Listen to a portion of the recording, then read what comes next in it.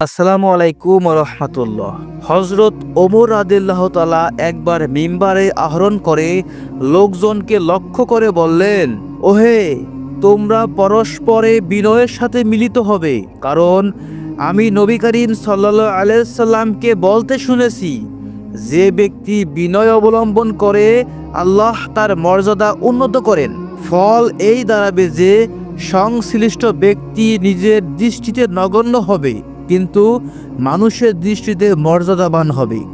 আর যে ব্যক্তি অহংকার ও বরত্ববোধের খাসলত অবলম্বন করবে, আল্লাহ তাকে এতটা মর্যাদাহীন করে দেখাবেন যে সে শুধু নিজের দৃষ্টিতে বড় হবে, কিন্তু মানুষের দৃষ্টিতে তুচ্ছ ও লাঞ্ছিত হবে। অবশেষে মানুষের দৃষ্টিতে সে কুকুর শূকরের চেয়েও লাঞ্ছিত বিবেচিত হবে।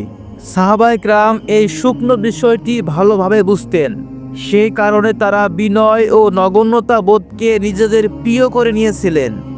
হযরত সালমান ফারসি রাদিয়াল্লাহু তাআলা এই গুণেও স্বতন্ত্র মর্যাদার অধিকারী ছিলেন। বিনয় ও নগণ্যতা বোধের কারণে সাধারণ কাজ করতেও লজ্জাবোধ করতেন না।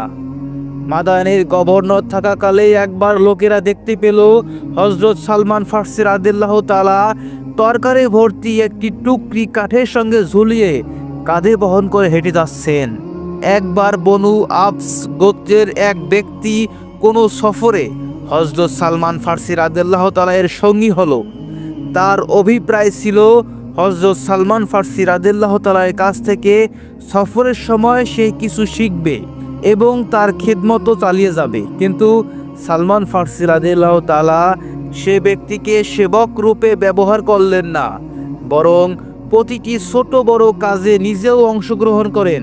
ওই ব্যক্তিকে এককভাবে কোনো কাজ সমাধা করার সুযোগ দিলেন না। ওই ব্যক্তি আটা মথিত করলে হযরত সালমান ফারসি রাদিয়াল্লাহু তাআলা রুটি বানিয়ে ভাজতেন।